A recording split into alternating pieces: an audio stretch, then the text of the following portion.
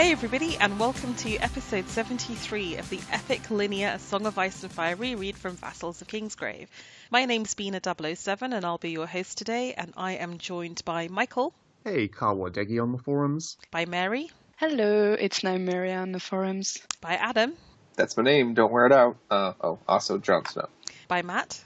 Varley on the forums. And sadly, Sir Patrick the Tall, greetings mortals, could not join last minute. Okay, so in the last episode we ended with Sam figuring out the truth about Gilly's baby in Sam 2 on March 2nd.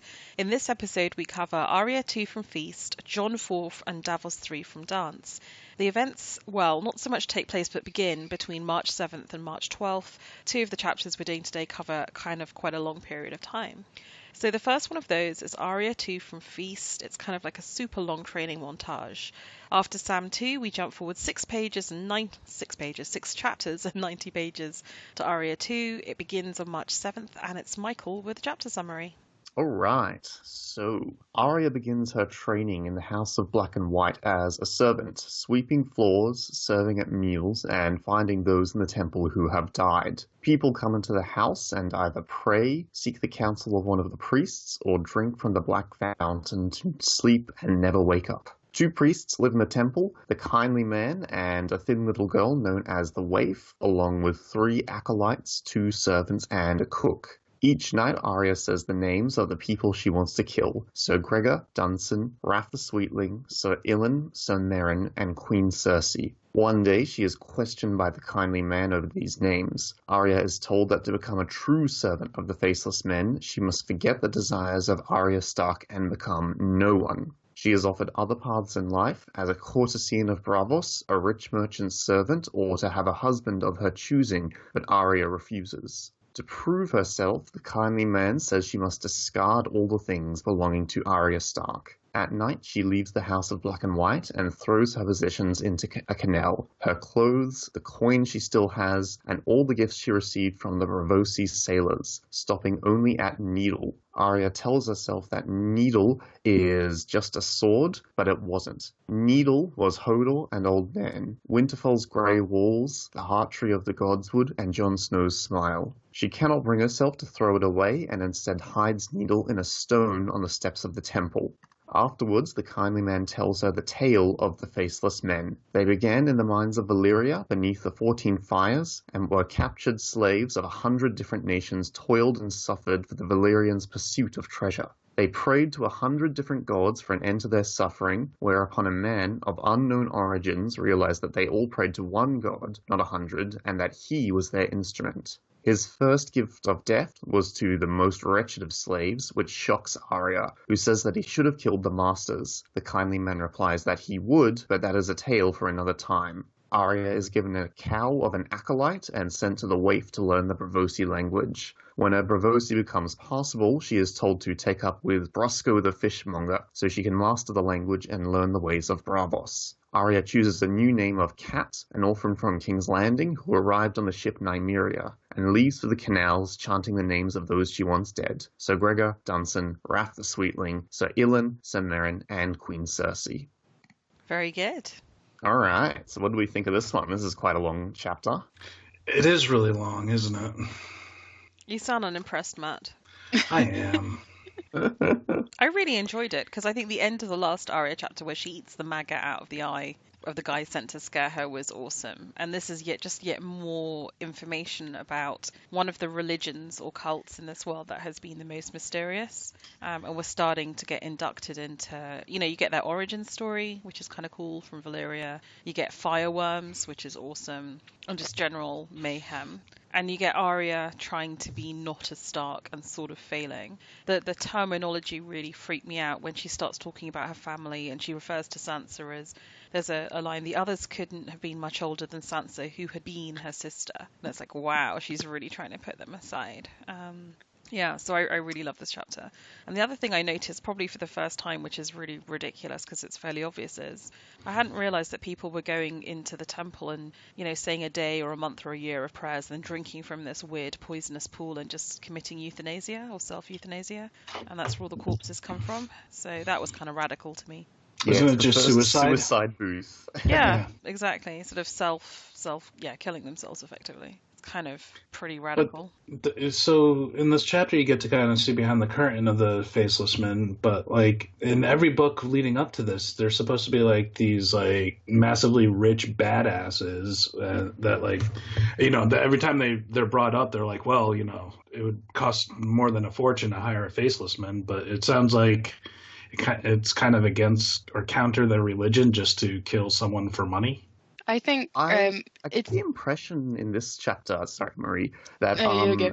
if you want to make a contract, you want someone killed, you go to these people and they ask you a percentage of your wealth, like a lot of, depending on how rich you are. So it's like they ask all of you, and so in one case, the dude had to give up 2/3 of his wealth and his own daughter for the assassination contract to go ahead. Yeah, exactly. I think it's like it shouldn't be easy to just go to these guys and be like, "Can you kill that guy? Because I don't really like him." So it costs a lot. It costs a lot, but maybe not in actual money, depending on the people. But that's more explained in later chapters, I think. Well, then why was Littlefinger all like, "Oh, it cost a fortune"? The realm was bankrupt. If it was like because half for them, for a kingdom to pay for the assassination of someone, that would require a lot of money or a lot the of kingdom sacrifice. has no money. Yeah, well, that's the point. But it is a big entity, so you should expect that they will ask a lot for an assassination. And we can also just maybe just Littlefinger doesn't quite know how the Faceless Men work. It doesn't seem to be very clear to Westeros what this. I mean, they don't even see it as a religion in Westeros, more as a group of A guild of assassins. assassins. An Yeah, assassin exactly. organization, yeah. Yeah. All right. Actually, to Pino's point, I think there's a great contrast in this chapter. Like there are times where Arya is trying to get rid of her feelings. She's really she it's almost like she has no emotions, and that's really sad. And then when she smells the candle and remembers Winterfell, or when she thinks about what Needle represents for her, there's a big list of things and people and memories that just come up. And it was really striking to me how like she still feels a lot of those things. It's just it has to be something like a scent or trying to get rid of Needle for her to feel these things again. And this chapter makes me sad, really. Like it's interesting. The whole Faceless Man thing is interesting, but it's also it's also so sad that they have to abandon everything they are to their god, and that we see Arya going down that path, even though she still is a Stark and she cannot quite get rid of her identity. I have mixed feelings about this. I want to see her be a badass warrior, and even I could be excited about her being an assassin, but identity-less assassin is tough.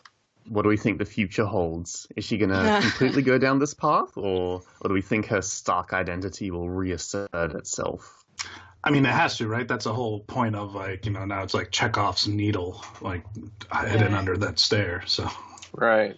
Yeah, if you look at how many times her Stark identity comes back, like even at the very end, she's like, "Oh, I'm going to be Cat after her mother," and I came on the ship Nymeria. It's like, yeah, the kindly man obviously doesn't notice this, but yeah, it should be obvious to us. Which is weird because the kindly man notices everything. Like, how does he not see that this is Arya poking through?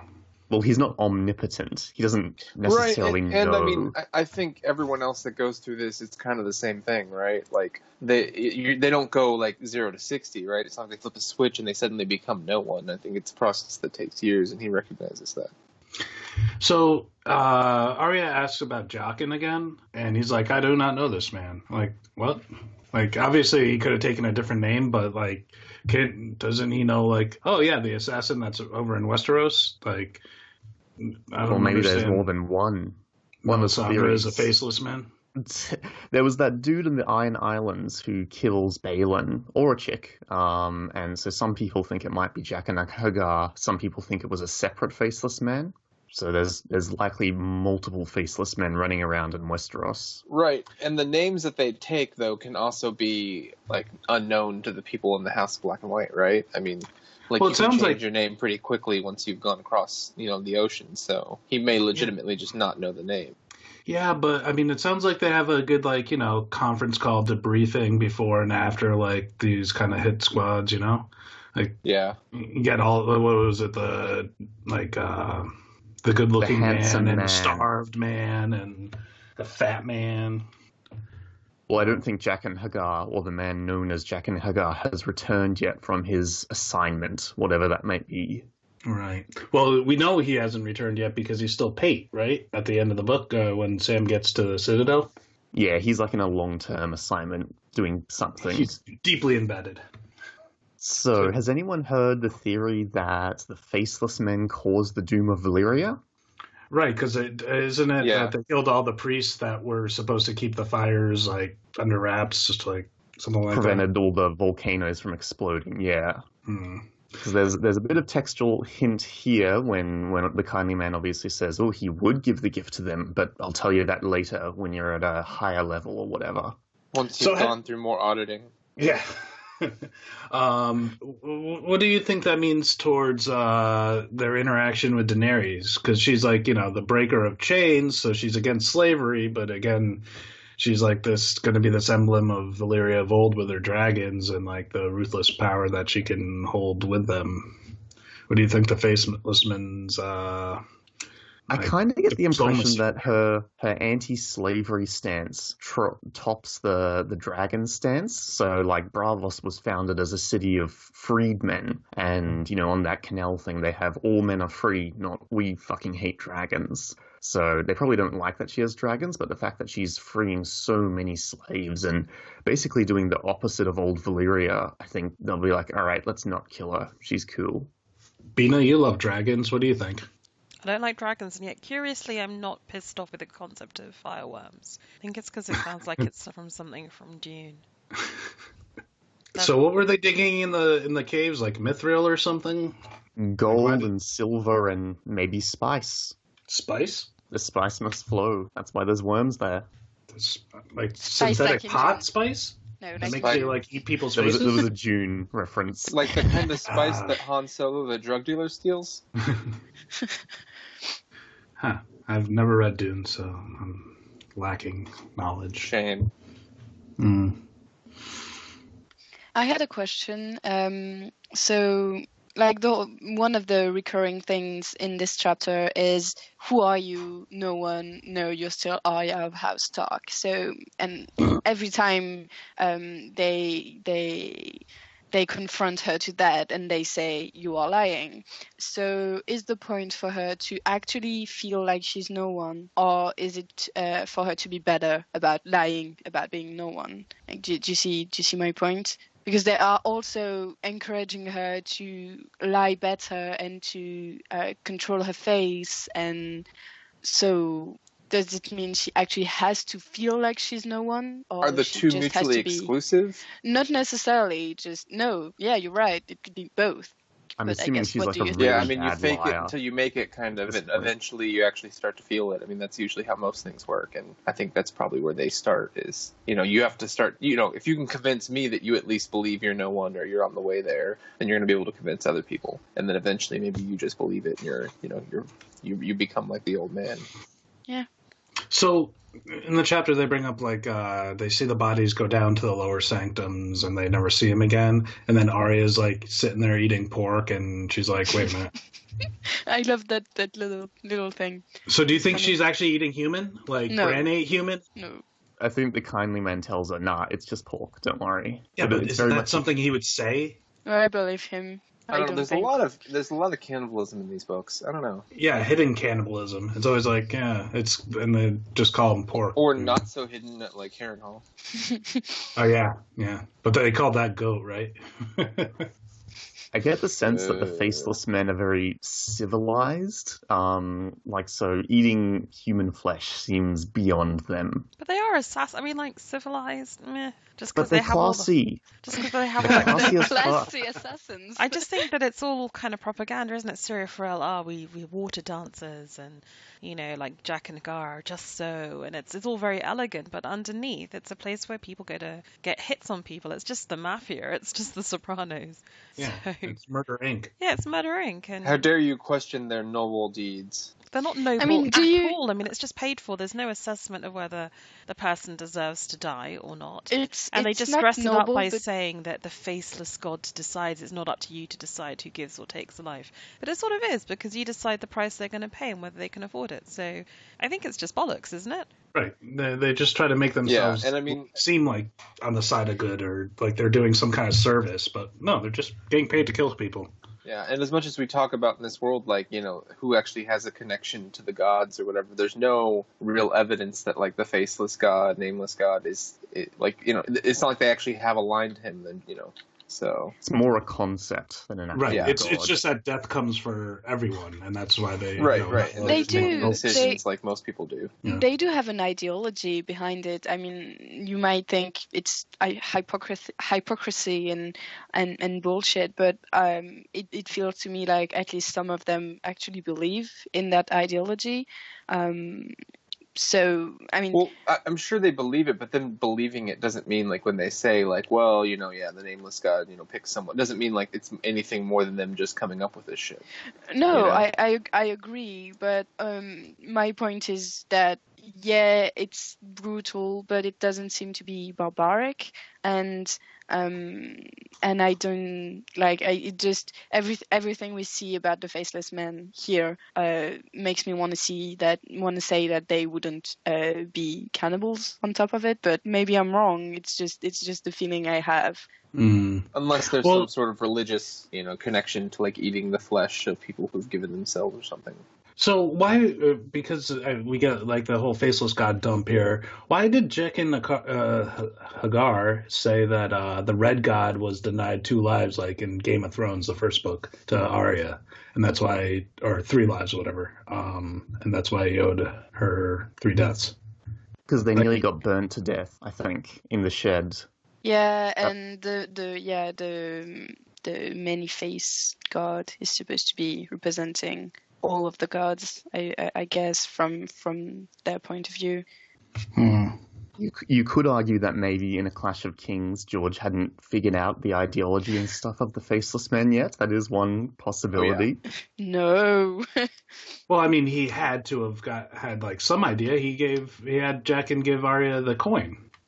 Well, it's a coin of Braavos. It's not necessarily... but I mean, like, some people don't go that far ahead when they're writing. Some people, have a loose idea and they make it up as they go. And, I mean, I think George is more of the kind that plans things out a little better, but even he has his limits, 20-something years ago. He has his limits now, but we can talk about that after. Do we really have to? I feel like hips. we're doing that every time now. But yeah, I'm gonna cite the Victorian volcano arm defense in that the Faceless Men can change their faces, so they're cool. They're awesome by default. Chewbacca is a Wookiee. If this makes any sense, you must acquit. Chewbacca lives on Endor. You must acquit. Anything else in the episode? I mean, not the episode, the chapter even. Well, I mean, like, I'm surprised we haven't really talked much about the part where Arya's throwing all of her stuff away. That's kind of one of the better scenes in these books for me. And gets butt naked apparently, which is just slightly weird. Yeah, which you forget. You got this, and then she only gets clothes like a day later. Nice new soft leather and linen understuff, and you just think, was it necessary for her to take off even her small clothes, George? Well, they belong to Arya, so yeah, but I mean the fact that she keeps Needle, and like every time I think, well, like she throws her coin in, and I'm like, you could have donated that or something. That's kind of a waste. But otherwise, yeah, aren't you supposed to like pass that along? Because she won't get rid of it. She has to get rid of everything that's to do with her. Like he didn't say, it has to all go to waste, but I guess it was kind of hard for her to do, so she just was kind of determined it had to do do it. But in the end, she couldn't get rid of Needle. And I like how she kind of remarks that, like, well, it's not even a real sword. It's kind of pointless, but it's kind of part of her soul. She just can't get rid of it. And of course, that'll come up later. Yeah. But yeah, I think that's one of the better scenes, because we realize that, like, she's still this child. She's still connected to her past as much as she tries to, she's trying to kind of just get away and move on. Like, that's maybe not going to be successful. Yeah, that Arya Stark, it's definitely coming back. Well, yeah, because doesn't she get the midget, what's her name? Goes to Hornhill? Doesn't she like, oh, I thought it was the Lord that stunk like death, but it's you. So, like, she's about to go on a tear, I think, thanks to Faceless Men training. I'll be interested to see how the Faceless Men respond to this, because I get the impression they don't tolerate rogue agents, and, doesn't suggest her life prognosis is going to she's going to have a long lifespan or anything. I hope she does, but yeah, I'm worried about the consequences. Do you think they might be a little put off because she's like a little too good already for a 10-year-old? What, like, just straight up kill her? Yeah. I think they'd be down for it. They'd be game if she turns on them. They're gentlemen with standards. They can't handle it when anyone breaks that. Okay. Anything else on the chapter? I mean, I think it's a really cool chapter. There's lots of great world building and detail, but maybe nothing that's too sort of crazy and theory worthy in there. How much time passes here? Is it like 3 months or more? Because it's like the moon turned and turned again or something. I get the impression a lot of time passes here. Yeah, let me just open up the Redditor's spreadsheet. Well, I know that, like, this chapter is chapter, 7? And her next chapter is chapter 35. So there's quite a bit of time. Yeah, I think there's quite a lot of discussion about the time frame of this chapter, but also I guess it has to coincide. I mean, when Sam and Daron and Gilly and Aemon arrive to Braavos, it has to coincide at some point. So you can, I guess, try to go from there. But it's at least 2 or 3 months, I think. Yeah. Which seems weird because Sam is already gone, right? Yeah, Sam has already left. So he's not gonna spend that long at sea, I don't think, but maybe. I mean, that's the kind of thing where you can expect that it's difficult to actually put a very precise date. The thing that struck me reading this and having the timeline open is that in previous books it's always been Dany who's had maybe just 3 or 4 chapters, but broadly spread out, sprinkled over a book, and they're always these big not baggy chapters, but chapters that cover a fairly long time period where we catch up on all the events. And it feels that in Feast, because obviously Dany's not in it, Arya performs that service, that she's off in a slightly different place and having these sort of catch-up chapters that happen widely spaced and bring us up to speed. So it's kind of interesting to see that she's adopted that space that Dany used to have. Yeah.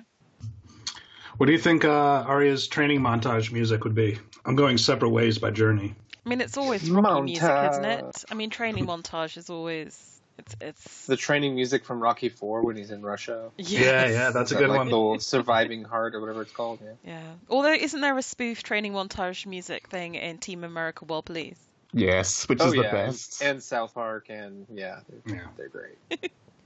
So, after Arya 2, we go back to Jon 4 in Dance with Dragons. It takes place, at the start of this of the Arya chapter, it takes place at the same time as that, on March the 8th, 300. And I believe it's Mary with a chapter summary. Yep. Here we go. So, underneath Castle Black and the wall, Jon accompanies Bo and Marsh to check on the food stores. Grain, cheese, carrots, turnips, ham, sausages, spices, onions, cabbages, frozen carcasses, and no potatoes apparently. Well, it seems like a lot of food to Jon, but Marsh is worried. Winter is coming and they don't have enough to feed the Watch, Stannis' men, and the Wildlings. Jon agrees to cut down food portions by a quarter, but Marsh fears it won't be enough. With the war, it's unlikely food will come by the King's Road, and even if someone was willing to sell them food, they wouldn't have the gold to buy it. Maybe the Eyrie could help, but it would be somewhat ironic for Lady Catelyn's sister to feed Ned Stark's bastards. Well, a ranger suggests hunting, but Marsh advises against sending hunters out, as one could expect. Half the watch actually agrees with him about sealing the gates, and the other sides with Jon. The Lord Commander argues that they cannot stop the King's men from taking the food anyway, and the wildlings must be fed. They will find a way, he says, but Marsh is skeptical. Once at the surface and outside, they find Devon Seaworth. The king commands Jon's presence. The Wrong Way Rangers have returned. The squires brings Jon to the king. Justin Massey and Richard Hope are there among other queensmen, as well as the new Magna of Thames and Rattleshirts. The Lord of Bones is wearing a glimmering red gem. Stannis gives Rattleshirt to Jon since he asks for men, and Melisandre promises that the gem bounds him to her and that he will stay true. Jon has nothing but despise for the Lord of Bones, but now is not the time, because apparently it's time for northern politics. Half the Umbers have joined Bolton, the other half might join Stannis if he gives them Mance Raider's call. All the other houses except Karstark seem to have joined Bolton. Ramsay has left the Dreadfort to march on Moat Cailin, and Stannis plans to take the Dreadfort in the meantime. Words are not swords, and despite the whole taking no part thing, Jon warns Stannis that he won't be able to take the Dreadfort quickly, whereas Moat Cailin will fall swiftly and he will be cut out from retreat by both Ramsay and Roose Bolton. The King's Knights protest and argue of the strength of their army, and see how they cut through the wildlings? And actually, they'll take the same wildlings with them, so it's all good. They can take the Dreadfort. By the way, they will also need swords and armor from the Watch's armory. Well, words might not be swords, but swords are swords, and Jon deflects however he can and advises Stannis to leave the wildlings at the wall if he wants any hope of bringing the North to his cause. The king dismisses everyone except Jon and Mel, and once again offer the North to Jon, who once again refuses. Fair enough. Stannis means to give Winterfell to Arnold Karstark anyway, or Moth Umber if he helps taking the Dreadfort. Jon argues that Stannis could still win the Manderleys to his cause, since their banner was not among those who joined the Bolton, according to Melisandre's fires. But Stannis has had no news of Davos and doesn't believe Lord Too Fat will join him. He must win the North by battle. Jon realizes he won't budge, and despite his vows to take no part, he tries one last thing. If the king will leave the wildlings at the wall, he will tell him where to find more men. 3,000 men. Stannis agrees, and Jon tells him of the mountain clans of the north. Proud men, but they will be loyal if he honors them by going himself and asking them to fight for him. But fight where and whom? Well, if Bolton wants to fight the Iron Men, so must Stannis, and Jon tells him he should take Deepwood Moss. The king is convinced, and Jon finds himself with 1,000 wildlings to feed, and Mel, who decided to stay at the wall. And that's it. That was a tough one. Tower of the Hand doesn't even have a recap for that. Oh, by now I've had to stop using Tower of the Hand and using the Westeros.org summaries. Because Tower of the Hand, I just don't understand why they've never finished their chapter summaries. It's like, guys, there have been no new books. Get on it. What are you doing? Did they just stop? I'm not really that involved with Tower of the Hand. Yeah, I hadn't noticed it until recently. Yeah. Is it an active site? Has it just tailed off? I know people from the VOT community do post essays on there and stuff, but... You mean Valkyrie? Well, didn't Michael, Khal Wadege posted an I had essay an recently? essay. Yeah, it's not just Valkyries, Mac. Sorry. Yeah, Matt. Sorry, Cal. Sorry, Marie. So Mary, no one knows why Tower of the Hand is it going to finish, or is it just not finished? I don't know. I bet if we went around like the forums or something over there, maybe we could figure it out, but we're not really connected. Okay, sorry, Mary, back to the chapter. There was a few things that I didn't put on my recap that I thought were important in this chapter. So firstly, there's Ghost, because in recent chapters, Jon seemed more connected to Ghost and more aware of his wolf dreams. But right here, he refuses that Ghost come with him, and we know that it's not going to be good for the following. So that seemed like an interesting little thing in this chapter. And I also liked how he described him. Ghost, I mean, the words are silence on 4 feet, and I found that amazing. Yeah. I like the image of him poking around at who's Davos' son, Devon the Squire, and like the Squire's so scared that he can't move, and yeah, that was good. It made me laugh.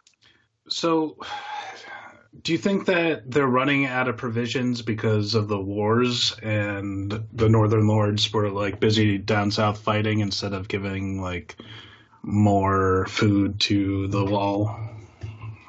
Yeah, I think the point is that they have quite a lot of food, but that would have been okay for a short winter with the possibility of food coming up the King's Road.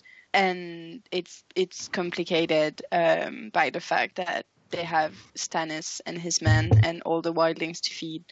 And zero support coming from the south as of now. I feel really bad for Jon. I just think he's really... There are no good options here. Does Cersei not send any more support with like her 100 cutthroats or whatever that she sends to the Wall? I don't think she ever gets around to that. It's one of Cersei's, this is a cool idea, but then she never thinks about it again. Osney, right? Right, like a Kettle Black with like a bunch of other guys that seem like the South is supporting the Wall, but... Yeah, but he gets trapped in the whole thing with the Faith and prison and all that, so... Was it him or one of his brothers? Oh, yeah, I guess it was him, because it'd be like, oh, well, you fucked the queen, so you can take the Black. Well, yeah, that was the whole thing, is she needed a reason to send him to the Wall, too, right? Yeah. Right. But yeah, I get the sense that like King's Landing, like Tywin and Cersei, they've just forgotten about the Night's Watch, and yeah, it's getting neglected. Yeah, clearly. Yeah, which isn't even the result of war. That's just as it has been probably for the last 50 years or so. Right. Yeah, I think for most of the recent history, what helped, I mean, it's mostly the Northern Lords who've helped the Watch, since they are the first one to actually suffer at the Wildlings raids. And now that the Starks are basically extinct, at least apparently, and that it's just chaos, including in the north, I assume, yeah. And I'm guessing that, like, you know, during the time of war, it's easier to conscript a rapist or a thief or something than send them to the Wall, right?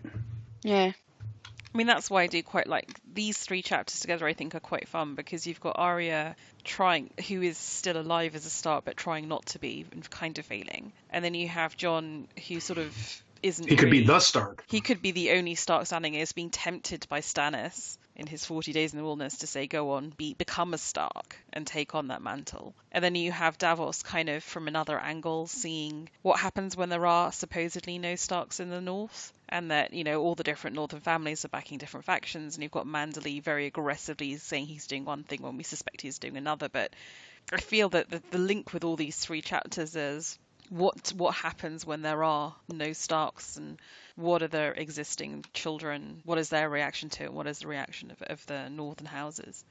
So it's kind of cool, I think, that, you know, even though these chapters aren't meant to be together, you can always find the sort of crazy links between them. Yeah. Well, I mean, it's the same thing as when there's a power vacuum in any level. Like, there's going to be bickering to see who can become top dog, and that usually involves fighting and bloodshed, and I think that's what we're seeing, right?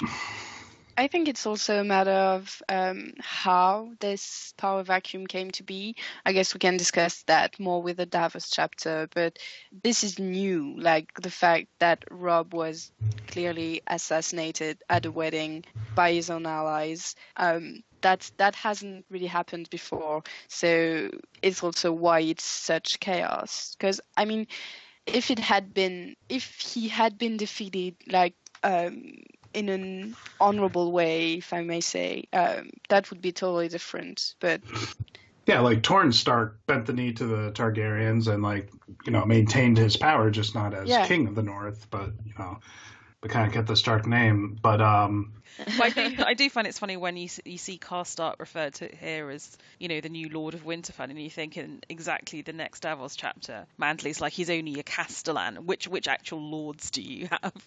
Which is really funny. So the news obviously hasn't gotten out yet. I think also that Stannis is trying to just assert his power to Jon, and that's a way to be okay. You don't want Winterfell, fine. I have other men to give it to. And he just mentions Karstark because that's one of the few he has. It's also funny on a reread to know that the Karstarks are actually double agents and that they're in the employ of the Boltons. Yeah. And this will later be revealed by Elise Karstark. And I think he keeps writing to Stannis saying, "Oh, you should attack the Dreadfort. It's lightly held." And that's actually a trap. Yeah. Oh yeah, definitely. Yeah. Oh, jeez. Yeah. So Arnoff is the twisted guy, right? That is the traitor, right? He hobbles around, so Yeah. he's got like a twisted shoulder or something. Yeah. Huh. And again, that might be revealed in the Theon chapter of Winds. So maybe, but I'm not sure. Oh no! Like, It's revealed. It's revealed before when Elise comes to them. I meant, but what I'm just going to say, the Ambers, they're also like kind of working both sides. Like it's explained here that half the family is with the Boltons, and half is just still hesitating to go to Stannis. Isn't half only with the Boltons because the Big John is being held by the Freys? Well, that's what Jon says here, but isn't it also that this way to have men in both sides, and when it's time for the battle, they can actually shift sides? Yeah, I guess that was the so. impression I got. That to an extent, they're sort of having some just going there, so they've got spies or an opportunity to betray if the opportunity comes up. Yeah, and I mean, I guess same as Manderley, they want to keep the Great John alive too. Yeah. I loved when Jon thinks about. When Melisandre talks about what she saw in the flames and everything, and she's like, "The flames do not lie," and Jon is thinking, "Well, perhaps not, but you do," and I just love this. Yeah, Yeah, This little feisty thought. Jon. Yeah. So the mountain clans, they don't sound very they sound pretty uncouth, right? They just need to be placated to, have them join your side. But everyone But- needs to be placated, right? I don't think they're hugely different. I mean, like, what is Frey except an ego? I mean, a lot of these grand houses and all the vengeance we see in A Song of Ice and Fire is basically, people who've had their ego pricked and now want... But even they're just the same. It's just they're harder to access, and they're up goat trails that need, decent mountain horses and donkeys to get to. but isn't what's her name? Asha, the Asha chapters isn't like they seem like they would have been on board without, it wouldn't have taken much. They could have been like, "Hey, you want to go fight the Boltons?" I'd be like, "Yeah, fuck those guys." Like Big Bucket, who's the best fucking character ever. Doesn't he say like he wants to die with like the blood of Boltons on his tongue and stuff like that? When I heard the name Big Bucket, who I'd totally forgotten about, shame on me. I kept thinking of, and Khal Wadege is going to know this, right? In Australia recently, they had this Kentucky Fried Chicken challenge. You know the Kentucky Fried Chicken bargain bucket of chicken that normally has KFC branding on it that's red? They changed it to the Australian cricket colours of green and gold. Green and gold. And all the Australian cricket fans around the stadiums were wearing these upside down turned KFC buckets on their head. And they were called the Buckethead Army. So I just had this picture of a guy in like medieval boiled leather and breastplates with like a KFC bucket on his head. Yeah. Thank you, Buckethead Australia, just for played that. in Boston. Buckethead, the guitarist. There's a guitarist called Buckethead? Yeah. He played for like the revamped Guns N' Roses instead of Slash. And he wore an upside down KFC bucket. Buckethead. To go back to the mountain clans, I think one of the reasons Jon thinks they will be willing to go with Stannis, that's actually just what we were saying, is that they are not involved in politics of the North as much as the other houses, and so they don't fear the Iron Throne vengeance. They don't care what Tommen thinks of them. They will be just happy to fight and to protect the North against the Iron Man first, and then Bolton. And that's just in their character. They're kind of easier to deal with, I guess. Yeah, they're pretty hardcore, huh? Like, Yeah. I love them. They give zero fucks. I also think it's a good opportunity to get rid of a bunch of greybeards, as Big Bucket points out. I want to die this winter. I'm not going to survive it. Might as well go out in a blaze of glory. Yeah, Big Bucket's so fucking good as a character. I hope he does awesome and wins. Yeah. So going. What would you guys have done if you were Jon? Would you have given the weaponry? I just feel that's like a step too far. You could feed people. That's like humanitarian to give them food and shelter. But I feel just giving even like basic level. Oh, well, I'm not giving them plate, but they can have the boiled leather. It just felt. It's too early to trust them with that, I think. Yeah. Oh, but maybe Jon. I mean, what would have happened if he would have said no? They would have just taken it anyway. Yeah, I think the weapons is. If I were him, like the weapons seem like the lesser of two evils, right? Because food is going to run out in winter, regardless.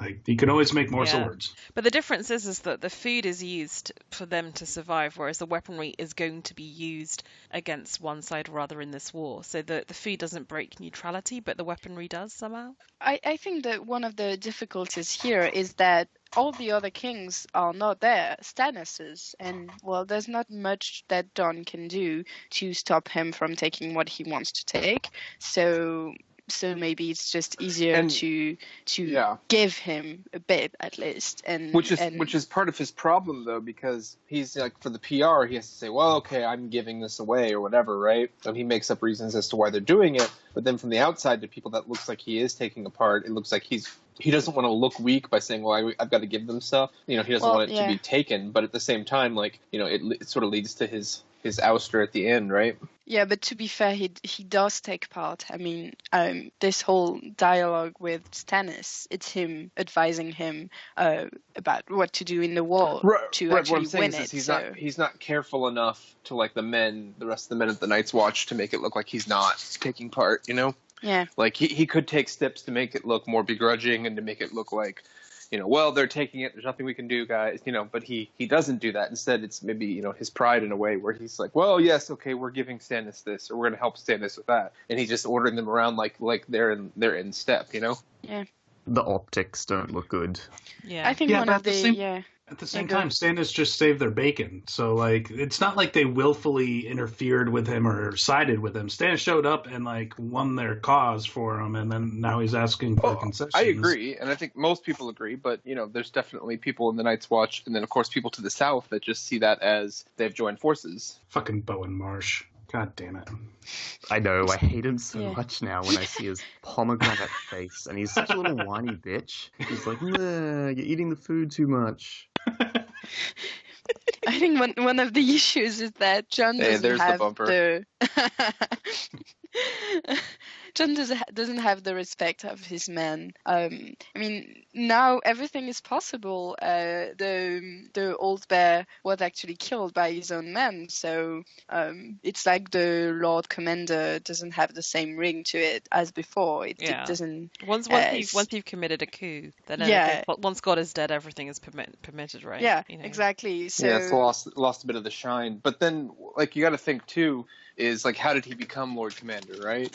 So, I mean, it's not necessarily like everyone was like, yeah, Jon. Like, there was a bit of trickery involved, and afterwards some people might feel a certain way about that. So you're saying he won the Electoral College but not the popular vote? Yeah, 100%.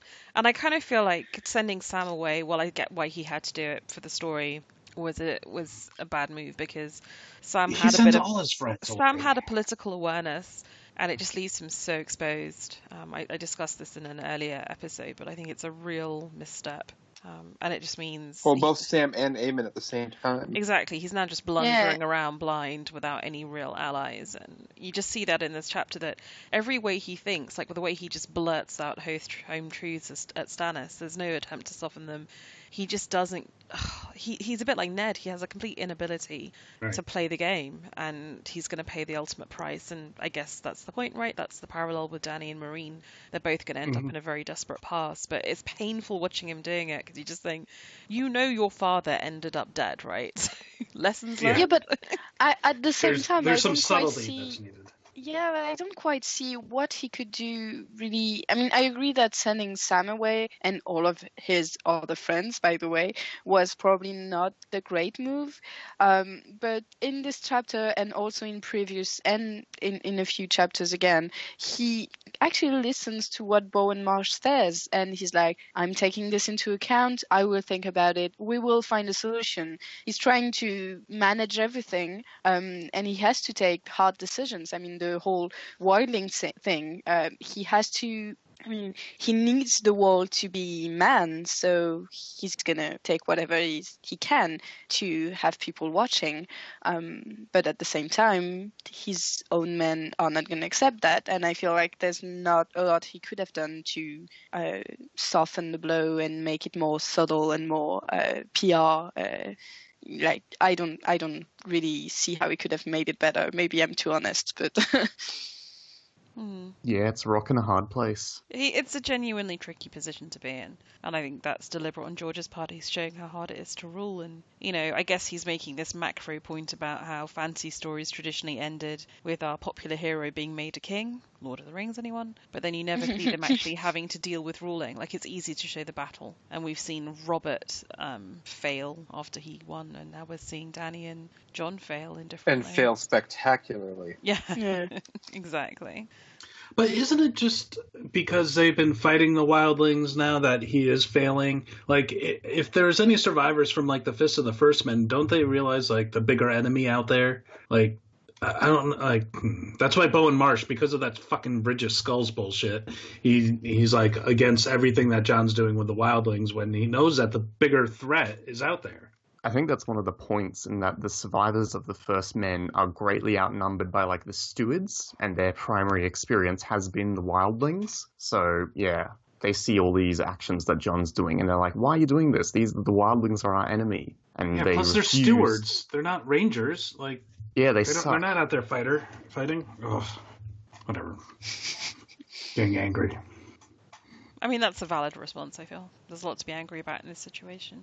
But I do think the good thing about this chapter is you do start to see the sort of military tactical stuff that Jon has that Stannis doesn't. I mean, there's lots of interesting insight into where they are and their relative perceptiveness and insights, but it's... Yeah, but do you think that's Jon's, like, better understanding or just, like, local knowledge that he's, like, like, on paper it sounds like a good idea, and I can see, like, why you'd want to attack the Dreadfort, but you haven't seen it, like, It doesn't really matter if it's local knowledge or not. At least he has an appreciation for topography and how it works, and Stannis is the moron for not listening to him. Like, if you have a military man in front of you who's fought genuine battles, as you have, but who knows the local ground and the local people, wouldn't you really take advantage of that rather than commanding his subservience, threatening him when he doesn't comply, and then just ignoring him because you're hell-bent on some scheme anyway? He does listen in the end. Well, he does in the end, but it's just kind of like he's such a cocky shit. It's really weird. I sort of go through these sort of changes of temperament towards Stannis. Like, I think when I first read the books, I really wasn't Team Stannis, and then people like Amin persuaded me, and I was like, oh, well, he does. But on this reread, I'm actually really somehow focusing on the negatives. Yeah, but I mean, yeah, what you're saying is correct, but at the same time, don't you take anything coming from, like, a 16-year-old's mouth as, like, the grain of salt? A 16-year-old in this world, where 16-year-olds do rule and are declared kings. And it's just sort of like coupling this with the next chapter, the Davos chapter, where he's like, whenever anyone asks him a sticky question, he's like, I have to answer like Stannis. Stannis wouldn't want me to lie. Like, in his head, he has this image of Stannis still as this upright man of brilliance. But at the end of the day, they're asking straightforward questions like, won't we have to adopt this new red god's, this red god and people will die? And he knows it to be true. He knows the truth about Stannis and that Stannis isn't this man, but he's still clinging on to the belief. And I think in both of these chapters, you're seeing the reality of Stannis, which is that he is very stubborn, he's very entitled, he doesn't always have the best instincts and the best decisions and plans. And he's very Well, fickle. He needs to be flattered, and he's very fickle. Like, he was like hell-bent on this plan. Now he's going to do this other plan, but I don't know. He's not a person who here would follow Stannis in the way that Davos does. Like, does he inspire you as a leader? Are there any But tea he's stands? more than very- Cersei. Oh yeah. Well, if it's Stannis or the Boltons, it's like, well, geez. Yeah, maybe best of a bad bunch. But I find him hypocritical, and I feel that with Cersei or Ramsay, at least I know where I stand. Like, there's no side to them. Whereas Stannis is just, he and some of his supporters have just drunk the Kool-Aid, and the reality is actually far murkier and nastier than they'd like to believe. Yeah, my main issue with Stannis is the religion one. Like, he has no. I mean, I believe that he himself doesn't really care about which religion he follows, but he doesn't understand that that's actually an issue for the population and to have followers, and that's my main thing. To me, it's like, what does he truly believe the realm is? Like, everything he says he's doing is for the realm, a bit like Varys, right? But it's bullshit. What is the realm other than a collection of people that you're trying to keep safe or protect or rule? And if doing it for the realm and your right to rule includes, well, but the only way I can achieve that is by, empowering this red priestess and burning a bunch of people alive. Like, at what point do you get some self-awareness about the fact that you're trying to, you think you'll be the best ruler or just the most righteous ruler and the fairest ruler, and yet you're going to kill a bunch of people for religious bigotry? And even worse, right, for a religion that you probably personally don't believe in anyway. Like, it's bad enough when, Queen Mary in England is burning Protestants alive, and when, the Protestants burning Catholics alive. And maybe you'll say it's not better, but at least they believed what they were doing was genuinely, like, he's doing it for no reason. No, I don't think he's doing it for no reason. I think he is aware of Melisandre's power, and maybe there's no religion behind it in his mind. Maybe he doesn't believe in the ideology, but he has seen what her powers can do. And I mean, they got to the wall with these swift winds from the south because supposedly she burned whichever Florent it was, and I mean, that might not actually be true, but I think he does believe in this power, and that's why he's letting her burn people. Okay, so he believes in her as a sorceress, if not a religious leader. Yeah. At least all the people he burns, they're not innocents. Like, they've done some form of treason, and they were going to be executed anyway. Can't believe I'm vouching for someone who burns people. But... Yeah. Cool. And to be fair, he does... Oh, sorry. I was going to say, to be fair, he does change his entire strategy based on Jon Snow's advice, this is a really good what if. What if he had marched on the Dreadfort? The entire trajectory of A Dance with Dragons would be different. Well, let's unpack that a little bit. Talk about what is your alternative history. This is fascinating stuff. I love this.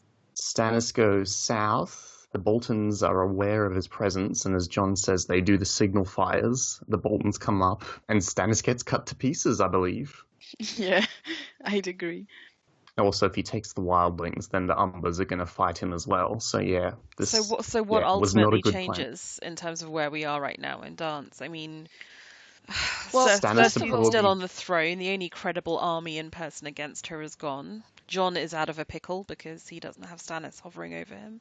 The Boltons are ascendant. Long live the Boltons. Yeah. Ugh. But does it really change? How would it change what you think will happen in TWOW? Just not having Stannis and his army around. I think it makes a big difference for the Northern arc, the whole conspiracy, because if, like, at some point, we know that Manderley isn't going to stay true to Bolton, but if he doesn't have Stannis to join, I don't think that's going to be as easy. Not that it's going to be easy anyway. So it changes a lot of things, at least for the North. But true, that doesn't mean it's going to change anything for the rest of the realm. Things seem to be quite disconnected at the moment. Like, it's chaos everywhere, so everyone is just taking care of its own chaos at the time. Yeah, the North and the South are two different entities at this point, below the neck and above the neck. Yeah, and they're led by the worst, the Boltons, the Freys, and the Lannisters. Oh, I had just a small thing about this chapter. In the first Davos chapter, we get the story of Ned going through Sistertown and being brought by this fisherman's daughter and the whole. Who he knocks and up. Yeah, apparently. I mean, and there's a reference, not a reference, but something that could be a reference to that in that chapter is when Stannis says, "Did Ned Stark father you and some fishwife?" And that's obviously just a jape because of the way Jon is negotiating. But that's like it sounded like a reference to that story to me. And he even mentions Davos in this chapter. He's like, oh, Davos might be at White Harbor by now. So I thought that was nice. Yeah. Well, he also believes him dead, so true. I mean, believes he might be dead at least because he's got no news from him. Right, and by all accounts, he is, like, after the next chapter we go over, because don't they send a raven immediately to King's Landing saying, or the phrase saying that the Davos's head and hands are mounted up on the gates or something? Release our boy, come on. Yep. God damn it. Okay. So, Michael, you like people that burn other people alive, is what I heard? If it's for the right reasons, like to get favorable winds or to wake a stone dragon, you get a case. And if the people are treasonous. So a lot of ifs. But there is a time where it's like, okay to burn people. In time of war. In some cases, in an existential crisis against the long night. Great.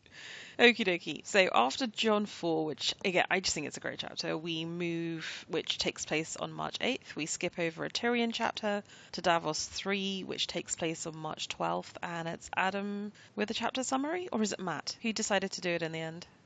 Oh, I got it. It's Adam. Awesome balls. Drownedsnow, take it away. Hey, Matt, you can just read from Tower of the Hand, where there's nothing. But there's nothing? Okay, so, hold on, let me pull it up here. Yep, Davos 3. Davos appears before Manderley's court. He's first introduced to, I think, his cousin, Sir Marlon Manderley, takes him to meet Wyman. Davos notes that there are very few men remaining at the court. I think he says it's about 5-1 women to men, but there are quite a few Freys in the Merman's court, which is not cool. He notices that Lord Manderley doesn't look great. I mean, which makes sense. He's quite large and he's been under a lot of stress. So, let's see. He knows that they want him to kneel, but he has come before them as the hand of the king, and he doesn't think that's right to kneel, so he decides not to. Davos pokes fun at Manderley's weight after they call him out for being a smuggler, and they kind of trade some insults and shit there, and it's a little fun. Davos challenges the Freys as murderers of Manderley's son, but the Freys claim that it was all Robb who turned into a wolfman, and also many of his friends turned into a wolfman because when the wolfman bites you, it spreads. So obviously that's what happened, and then they had to put him down for the good of everyone else. Yep, Robb betrayed them, and nothing else happened. You can suck it. So Davos is unfazed by the threats that the Freys have posed on him, and calls them all liars. He also declares Tommen is a bastard child of incest, and that shit's not cool, so Stannis is the real king. But they're like, fuck that. Sir Willis's wife proclaims they're still loyal to King's Landing, of course, because, her husband is their prisoner. And Davos assumes that's why she says it. Let's see. Lord Wyman tells Davos that the terms offered by the Freys and Boltons, and as well as King's Landing, are quite favorable. He gets his son back, he gets peace. And what does Davos offer? Davos tells him that... what does he say? Oh, he says that, Stannis can only offer them a chance to do their duty, and they don't really like that so much. They point out that that's just going to bring more death, which Davos agrees with, but it will also bring death to their enemies, the people that betrayed the king of the north. Vengeance. Let's see. Then we finally get to the young green-haired Wylla Manderley, who's the only one brave enough to speak up in support of Stannis, or more in support of Robb. It reminds them all how the Manderleys have been faithful to the Starks for over 1,000 years, declaring that Robb needs to be avenged. and they don't like that. Let's see, Rhaegal Frey counters that the Starks are actually with the Boltons because Ramsay is marrying Arya, and that makes it all cool, except we know that's bullshit. And then the court seems to kind of get behind that for a little bit until she is removed. And Lord Manderley says, "Off with his head," and they take him to the Wolf's Den. The North does tend to specialise in these really badass 10-year-old girls who take no shit. Every noble family has one. It's like you think Arya is just so cool and awesome. Like Wylla Manderley and Lyanna Mormont are kind of like what Arya would have been had she not gone off and become a little psycho killer and had PTSD and all sorts of crap happen to her. She would have just been another one of these feisty northern women, or these feisty northern girls who are just... she's not in on whatever grand northern conspiracy is going on. Her parents are just like excruciated by the fact she keeps on saying stuff they all know is true, and she doesn't give a shit. She just keeps on saying it. Yeah. It's brilliant until grabs her by the braids and takes her off. They clearly raise capable women in the North. I mean, not entirely, but I mean, Lyanna Stark. I mean, there's plenty of evidence of women in the North being a bit more. Having a bit more agency, not that anyone has a ton in this world. Sansa Stark is definitely unusual. I think when I started watching Game of Thrones in particular, but reading the books, you just think Arya is just this very unusually, precociously badass girl, but she's not. It's Sansa who's unusual and is more Tully and more sort of southern than this. That was my main takeaway. Just absolute brilliance of Wylla. And she's got the cool green hair, and she's kind of a badass. No, I haven't gotten to the later chapters yet in the rereads. It's been a while. Does she just do this on her own? I mean, like later on, I know that Lord Manderley calls her brave, but like, was he telling her to say this, or was this just she had to, right? No, I think she's just being feisty. She's like, "What is this shit? I'm not marrying this stupid Frey betrayer." I haven't read ahead actually. I am reading the reread as we do the chapters, but it's it's been a couple years, so I don't remember. Yeah, I think when Wyman's doing the North remembers kind of speech, he's like, yes, Wylla, like she's always like the strong one and whatever, and he says it like with pride and not like I told her to say. He definitely praises her, but I mean, like it doesn't matter, I guess, in the end. But I mean, yeah, if she's doing this just kind of like what the fuck, and she's not in on any of it, like it makes her even more badass, I think. This is such a good chapter.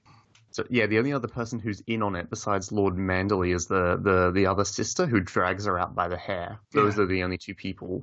Right. Okay. I like how Davos is like, there goes my only ally in the court. Poor Davos here, man. I like how he's fooled in like when you read this the first time. I mean, we hear about how his head's been in a pike, and then you get through this chapter, and you're like, oh shit, Davos is about to die. Like, were you fooled, or did you think something else was going to happen? I think we talked about this on the last one where we did Davos 1. But yeah, I was like, oh well, there goes Davos. Yeah, Manderley makes really good arguments, or maybe it's his maester. He's like, why should we side with Stannis? He's just going to bring us more death and destruction. And I was like, yeah, those are good reasons. I guess you fucked, Davos. I like Davos too, but he's just like, well, then I name you a liar. Like, what would a Frey know of honor? Doesn't it say that that it says that the Merman's Court is all made of wood? The castle's made of wood? Is that what it said? No, that can't be right. I think the castle's white stone, but the hall is all wood, which is strange. Maybe that's what it was. Yeah, because he notes that like everything's wood. So I was like, that's a fire hazard and shit. So maybe they don't have the greatest castle. I think it's because they have all this weird decoration. The inside of their castle is almost like a seafaring cabin with lots of sea creatures like put into it and stuff. Like I think it is a stone castle. It's just their interior decor is Norwegian sauna, apparently.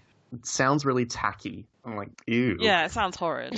But, I just love this family so much. It's like a New England fishing village. Yeah, they get a free pass on faux naval. Nothing wrong with that. Yeah, I know, Varley, you've just done your kitchen like that, haven't you? I have my nautical room. You do. You represent here. Who doesn't have a nautical room? Poor people. People with a more modern style. I don't know. Anyway, but I like the Manderleys, so they get away with it. Who here? I mean, I assume we're all believing in the Grand Northern Conspiracy for one type of another. Yeah. I believe that Manderley's in on it. Who else do you think is in on it, or who do you think is not in on it? Everyone else. Just playing every side. Yeah, Karstark. I think the Umbers are in on it. Karstark, no, but the Embers, yeah. I feel like I mean- everyone else but the Manderleys are sort of opportunists, and that they're pissed off at the Boltons, but at some level they might go along with it. Whereas Manderley's the only die-hard loyal, which makes them all the more better. Well, But like I think they make the Mormonts argument. Sorry. Oh yeah, Mormonts. They're outright hostile. That's right. Well, yeah, because I mean, they make the argument in this chapter that like every Northern house lost someone at the Red Wedding to the Boltons and Freys. So why? I mean, at some level, the houses got to be willing to go against Boltons at like the slightest, showing of like Stark or like some kind of opposition that they can join. I think they're trying to be very practical, which is why you see a couple of the big houses kind of split their forces and kind of support both sides, because it really won't cost them anything to kind of play it out and then, well, we're going to go with the safe side because there's so much chaos right now. They can just take part in the chaos, and if anything comes up, like let's say the Boltons win, they say, well, we'd always supported the Starks, and some of our family just couldn't let that go yet, but we're still cool, right? Because the rest of our family supported you. So actually, like Jon explains it in his chapter, a lot of those families are either connected to the Boltons by marriage, or they have a son or a nephew or someone being taken hostage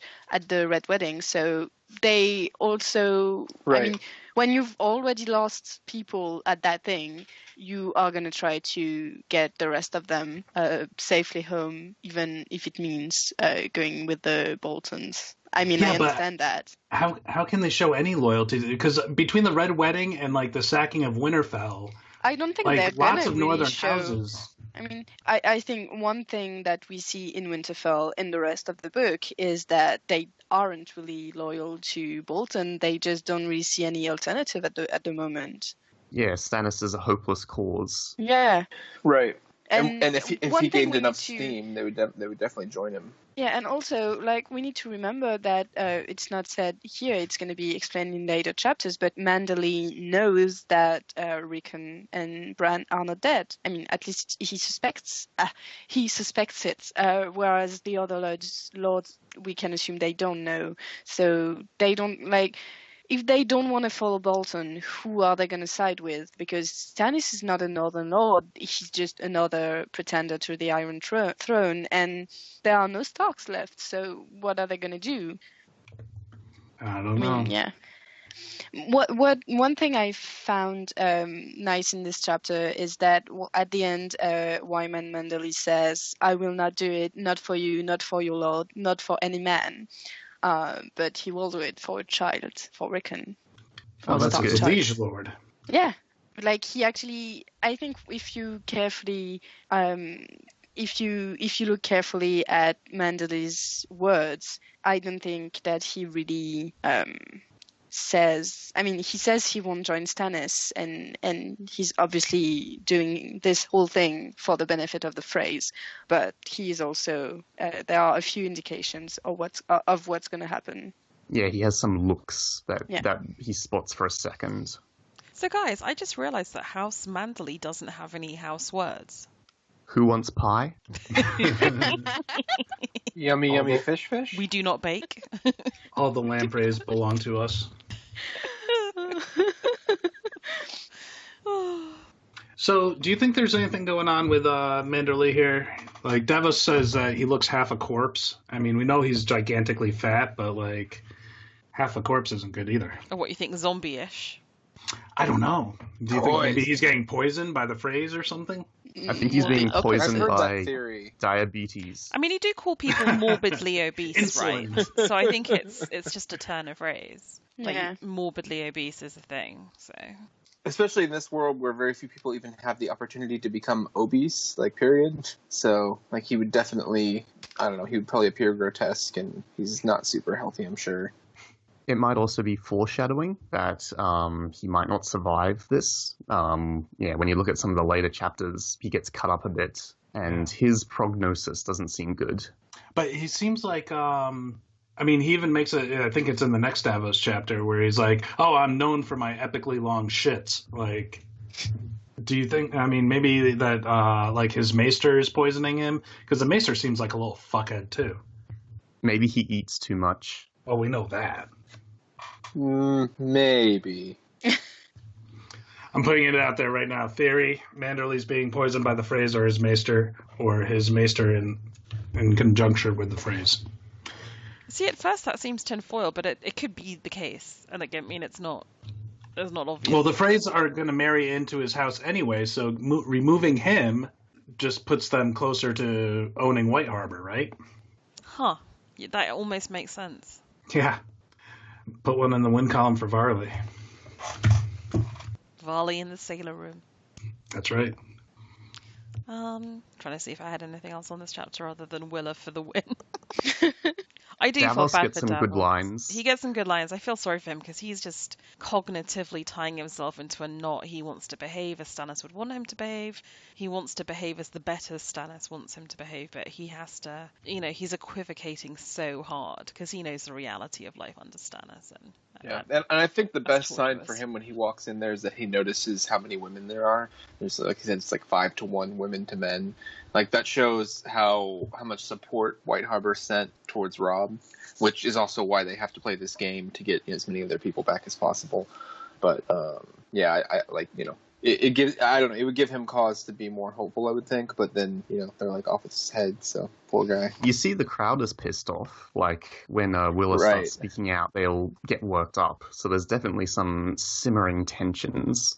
I mean, the balls of what is it, Rhaegal, Frey, Rhaegal. Yeah. who's like, yeah, man. They turned into wolves, werewolf, bro. You had to be there. You had to be there. And it's common knowledge that once one bites another, it spreads. Everyone knows that. What are you, dummy? Everyone that was killed, he infected, so we had to kill them too. Like, I'm just like, if I'm in the crowd, I'm just like, I just want to stab this guy right in the nuts. Like, come on. Yeah, and doesn't even Manderley kind of look at him disgusted as like, and then has to play his part again. Yeah. And those damn Freys, they think they're winning. They think that everyone's buying it. So I mean, this doesn't end well for Rhaegar Frey, right? I don't remember. He ends up as baked good. Yeah. Yeah, he's in the pie. Yeah. That is if you comforting find yourself to know. inside a pie, you have lost that battle. VOK You think? PSA. If you find yourself inside a pie, you have lost the battle. Unless it's a giant Trojan surprise pie. Yeah, Yeah. unless you're being served at a wedding feast and you're going to burst out of it and kill the host. You're gonna pop out like that's what they do instead of the cake. They put like a knight, in armor that comes out and he dances for the crowd. Giant pie. I'd pay good money to see that shit happen. Burst out of a pie wearing nothing but a sash. You're at a Westerosi party. Just a coat of arms around the groin. No, not even that. Christ alive. Okay. Anything sensible on this chapter? We have more nonsense for sure. Or shall I round out the actual main body of the? I don't think I have anything else on this chapter. It's another. I mean, it's a short chapter, but it's another great one. I really enjoyed all 3 chapters actually. Which, when you get into Feast Dance, you usually get one sort of trudgingly boring Bran or One's a Brienne dud. one. But these were all really cool. I felt like good world building, good proper politics, people with tricky choices that aren't good. I love all that kind of stuff. Okie dokie. So that is the end of the main body of the episode. For those of you following along at home, the next episode of the reread will cover Cersei 4 from Feast, Tyrion 4 and Bran 2 from Dance. Host TBD. If Matt has edited Mindhunter by then, maybe it'll be Matt, but we don't know. It's all. We don't, and no one can tell. When I look into the flames, I see nothing. How's the editing of Mindhunter going? Have you even just looked to see if the file is okay? I haven't even checked to see if the file even sounds good. Oh. Have you checked to see if you have a program that will edit? I do. It's what is it? What would you give me, Bina? Audacity? Yeah. Yeah. It's really funny because I feel this Mindhunter not... podcast mentioning has been going on for decades because, first of all, there are about 15 episodes where when I say, has anyone got any episodes they want to pimp out? Matt's like, yeah, I really want to do a Mindhunter episode. And now there's going to be about another 15 episodes where it's like, Matt, did you edit the Mindhunter episode yet? So are we going to get Mindhunter first or the Winds of Winter? Oh, good question.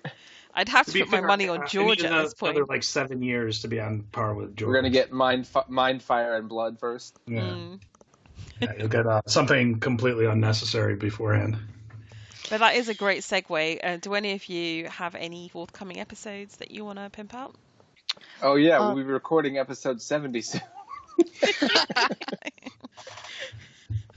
That is behind the curve. I think Sarah's already done 72, so I'm not that far ahead.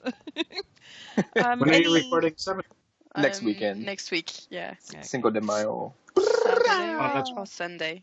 Well, Cinco de Derby. Kentucky Derby's on Saturday too. Oh, is it? I really want to go to the Kentucky Derby one year and drink mint juleps. There might Let's be do it. something on Infinity War, perhaps. Oh, okay, cool. I still Yeah, need to see and- that movie. I've raised the gauging interest call, I guess, for Jessica Jones season 2. I think quite a lot of Nice. people would be interested. They just have to figure out the scheduling and stuff. Oh, I would listen the hell out of that. Well, thank you all for joining. We've done the next episode's chapters. You can follow us along on Instagram, Facebook, YouTube, Twitter, iTunes, WordPress by searching for Vassals of Kingsgrave or VOK Podcast. As ever, if you want to join in the discussion, maybe jump on an episode sometime, you need to search for a podcast of Ice and Fire and join the forums, and that's the way you can jump onto forthcoming episodes. So thank you very much all for joining. That was like a bunch of fun. We had a good crew and some good chapters, so absolutely the best combination. And thank you for joining. Bye. Thanks, Bina. Bye. Bye.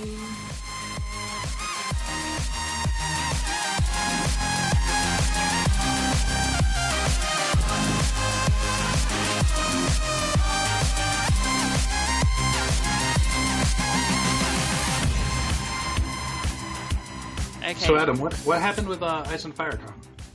What do you mean? Like, how come you're not there? How come you're on this? That's I mean, not that we're not absolutely, super thrilled and excited to have you here. It's just that Well, I we was would have gonna thought go, you would be and- more super thrilled and excited to be there. Yeah, I was gonna go. Yeah. So what it happened? Didn't happen.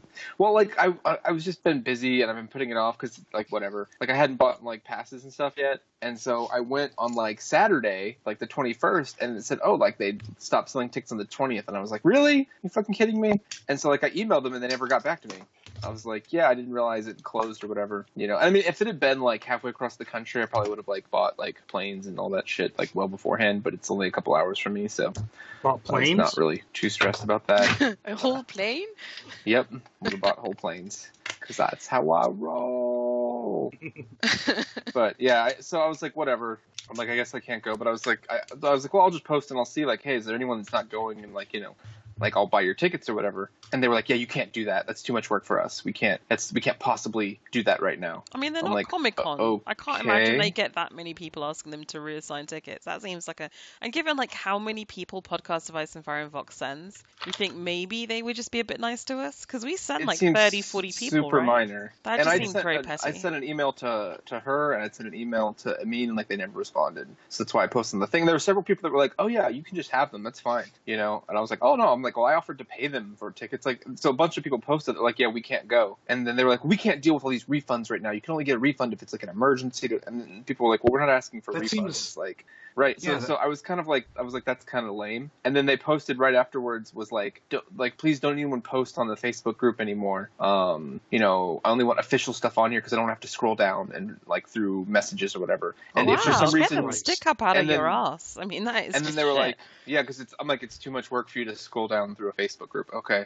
And then if, and we'll cut all this out, but, I'm not cutting all this out because I think it's actually a good PSA for people. Like, we want to support Ice and Firecon, and it is really cool. And people from VOK have like amazing times there, so you should all go and have fun. But just well, yeah, I when was you just buy looking your forward to going ticket, I guess the I love PSA it. is when you buy your ticket, bear in mind that you may not be able to get a refund. So just be sure that you want to go. And it says, well, that's part of the thing. It says that in the policy, which is part of the reason why, like, I booked off the time from work, which I never take off time from work, like 6 months ago. But like, I don't really find out until like a month or two before. So like in February or whatever, the thing had gotten approved, and I was like, okay, great, So I mean, I would have made it work like either way.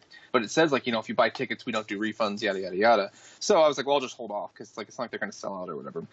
And, you know, it's just a whole bunch of things. But anyway, so yeah, they posted like, yeah, don't anyone post it, you know, for a while. I'm like, well, that's weird. And then it was like, yeah, and if you, for some reason, you know, if you bought, you know, a hotel or tickets or you know, airplane tickets or whatever, and you don't have passes for some reason, you know, email me, you know, don't show up, just email me. So it's like, oh, so you could have fixed it if you wanted to, but you decided like you just didn't want to do Are they it. a profit-making pretty fucking lame. organization, or like I don't think so. that just seems like very I could poor be customer wrong. services. Right. And I mean, and in all fairness, it's like, yeah, I should have done it like in advance, and I would have, and just, you know, life and shit have been busy, and like I was trying to get my wife to just come with me, and then I was going to book a hotel like at the thing, and we could just kind of hang out half the time and have a little vacation, but she wasn't really into it.